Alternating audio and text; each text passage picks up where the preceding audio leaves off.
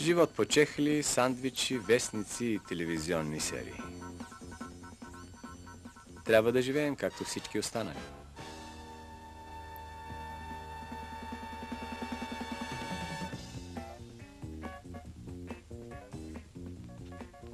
Да каня гости, посещенията вече започнаха. Не ме ли познахте? Бях на художествена дискусия.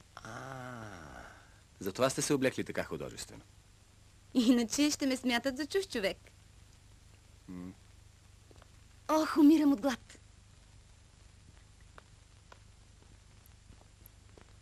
Харесвате ли импресионистите?